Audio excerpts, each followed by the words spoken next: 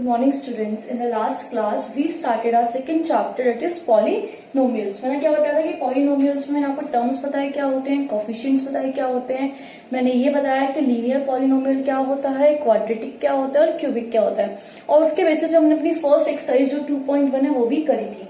ठीक है.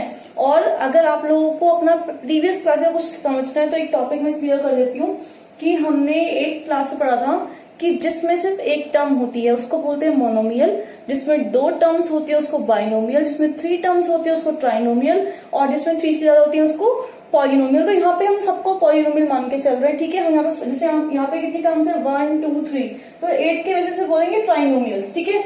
अभी भी बोल सकते हैं लेकिन हम पूरा एक ग्रुप लेके चल रहे हैं, उसको नाम क्या दे रहे हैं हम लोग, पॉलिनोमियल. यहाँ पे भी 3 टर्म्स है तो ये क्या होना चाहिए, ट्राइनोमियल, पॉलिनोमियल बोल रहे हैं. यहाँ 2 टर्म्स है बाइनोमियल, यहाँ पे भी 2 टर्म्स है बाइनोमियल. ठीक है. तो ये था. अब हम 2.1 का हमारा सेकंड क्वेश्चन स्टार्ट कर रहे हैं. सेकंड क्वेश्चन क्या बोल रहा है, right the coefficients of x square. हमें एक्स स्क्वायर का कोएफिशिएंट बताना है. कोएफिशिएंट पता क्या होता है, जिसका भी कोएफिशिएंट पूछा जाए उसके अलावा उस टर्म में जो भी होगा वो उसका कोएफिशिएंट माना जाएगा. ठीक है. फर्स्ट देखो 2 plus x square plus x. ठीक है. अब इसमें हमको ना 2 से कुछ मतलब है ना x से मतलब है कि एक्स स्क्वायर की टर्म सिर्फ एक है, तो हमको एक्स स्क्वायर का कोएफिशिएंट बताना है. यहाँ पे एक्स स्क्वायर के आगे क्या है, कुछ भी नहीं, इट मीन्स 1 है. जहां एक्स स्क्वायर होगा लेकिन साथ में कुछ नहीं होगा तो 1 आएगा. अगर ये माइनस एक्स स्क्वायर होता तो -1 आता. ठीक है. यहाँ प्लस था इसलिए प्लस का 1 is the coefficient of x square. ठीक है. यहां देखो 2 minus x square plus x cube. यहाँ पे एक्स स्क्वायर की टर्म सिर्फ एक है, इसके आगे कुछ भी नहीं है, कांस्टेंट नंबर माइनस है तो -1 is the coefficient of x square. Now third x square की टर्म कौन सी है, ये वाली है. इसमें देखिए एक्स स्क्वायर के अलावा क्या है, π/2, तो इसका एक्स स्क्वायर कोएफिशिएंट क्या हो जाएगा, π/2. तो π/2 is the coefficient of x square. Now coming to this, यहाँ पे कोई एक्स स्क्वायर की टर्म दिख रही है तुमको, ये एक्स की टर्म है और ये कांस्टेंट है पॉलिनोमियल, तो एक्स स्क्वायर की कोई टर्म है नहीं है ना. That means coefficient of x square is 0 as there is no term of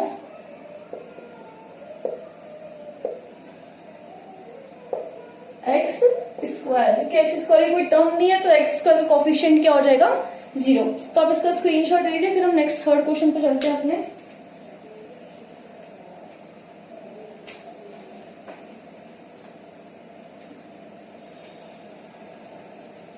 ले लिया होगा आई थिंक स्क्रीनशॉट आप लोगों ने.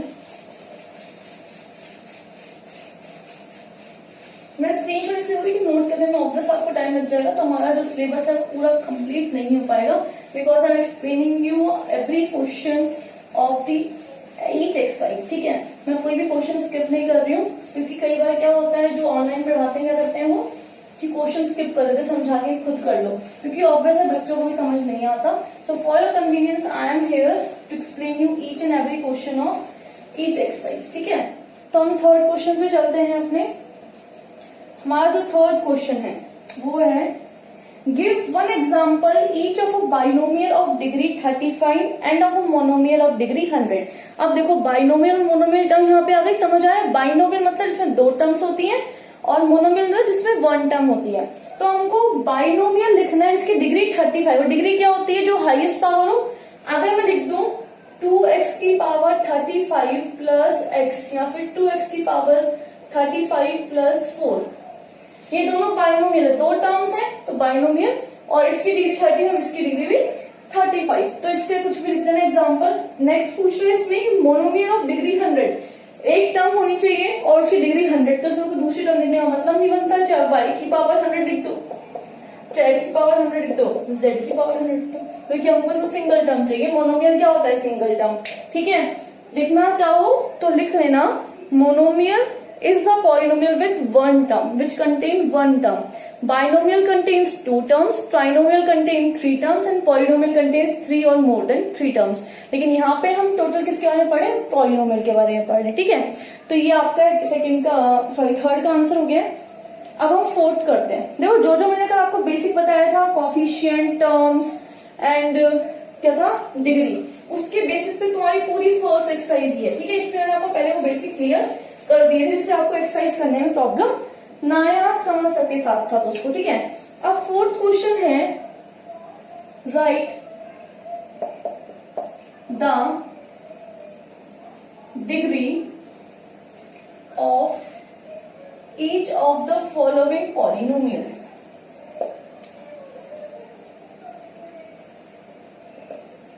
Following polynomials, ठीक है।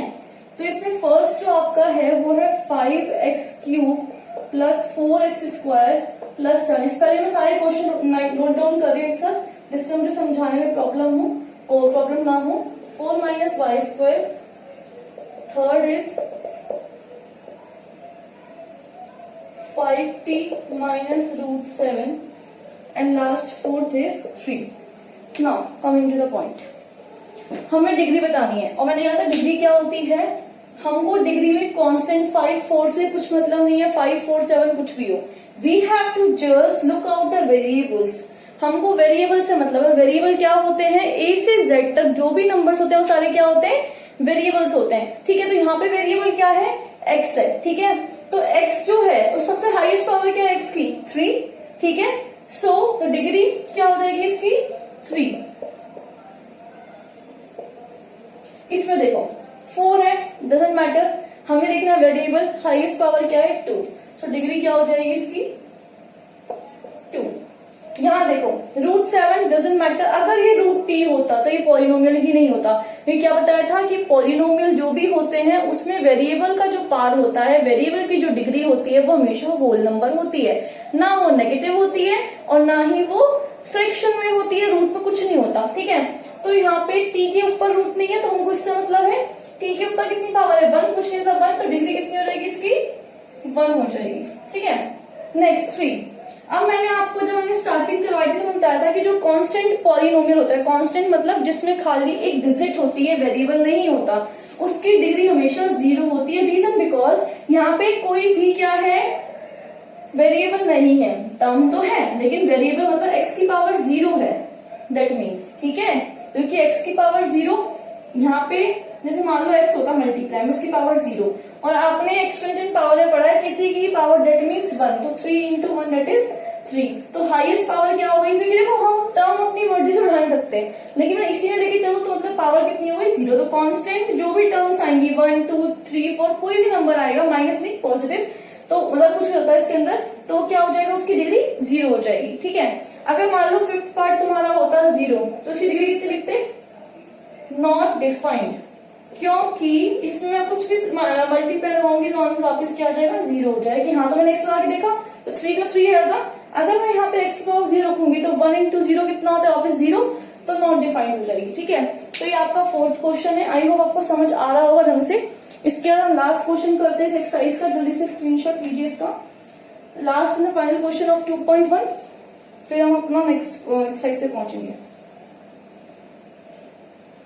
लीजिए screenshot. Now 5th question,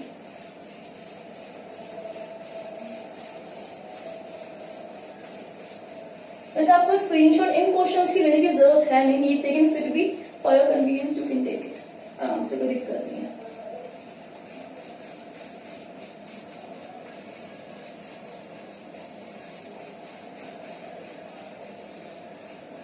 Now, our last question of this exercise is classify the following as linear, quadratic and cubic. Classify the following as linear,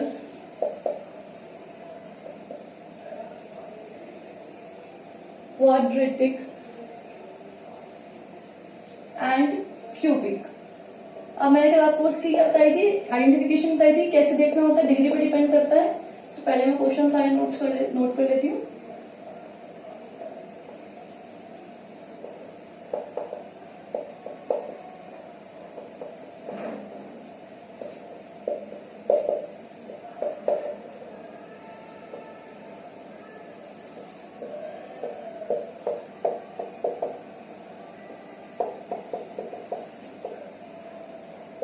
okay now give a look to this.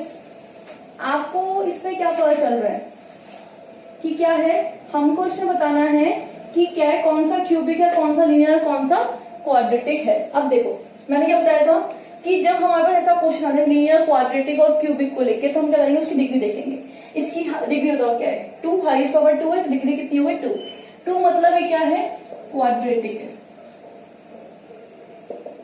इसकी highest degree क्या है 3, that means ये क्या है, cubic है।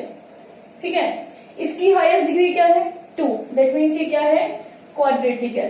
लेकिन अगर हमसे पूछता मोनोमियल, बाइनोमियल, ट्राइनोमियल, बता देती हूँ आपको, इससे वो क्लियर हो जाएगा आपका। हाईएस्ट डिग्री क्या है 1, तो ये क्या हो गया, लीनियर। इसकी हाईएस्ट डिग्री टी की क्या है 1, इट इज ऑल्सो लीनियर।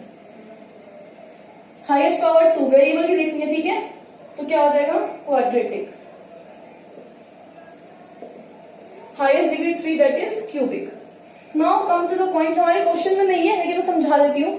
अगर मुझे बोला जाए कि बताओ इसमें से मोनोमियल कौन सा है, बाइनोमियल कौन सा है, ट्राइनोमियल कौन सा है, तो देखो इसमें कितनी टर्म्स है, 2 टर्म्स है, दैट मीन्स कौन सा है, ये बाइनोमियल। ये है नहीं, लेकिन चाहे तो आप कह सकते हैं, समझाने के लिए बता रही हूँ मैं आपको। इसमें भी 2 टर्म्स है, it is also binomial. It contains 3 terms, that means it is trinomial. It contains 2 terms, that is binomial. Terms पे डिपेंड करता है ये। जो क्वाड्रेटिक, क्यूबिक और लीनियर है ये डिग्री पे, और ये बाइनोमियल, ट्राइनोमियल, मोनोमियल टर्म्स पे। इसमें एक टर्म है, that means it is a monomial, एक टर्म वाला। इट कंटेन्स ऑल्सो 1 टर्म, तो it is also a monomial. It also contains 1 term, it is also a monomial. ठीक है, so students, we completed our exercise 2.1 in this class. I hope you well understand the topic, क्योंकि इतना कुछ है नहीं, सिर्फ basic जो आपने 8th में पढ़ा उसमें कुछ एड ऑन हो गया कि लीनियर क्या होता है, क्यूबिक क्या होता है, क्वाड्रेटिक क्या होता है, तो इसमें कंफ्यूजन का मतलब भी नहीं बनता। तो आई होप ये जो चीजें मैं समझा रही हूँ आप इसको ढंग से समझ पा रहे होंगे, इसलिए मैं हर एक क्वेश्चन को, इसलिए मैंने आपको ये भी समझा दिया, जिससे कि क्या हो कि आपका बेसिक जो है क्लियर रहे। क्योंकि मैथ्स में क्या होता है, बेसिक क्लियर नहीं तो आप क्वेश्चन सॉल्व ही नहीं कर पाएंगे। So basic is the most important thing in maths.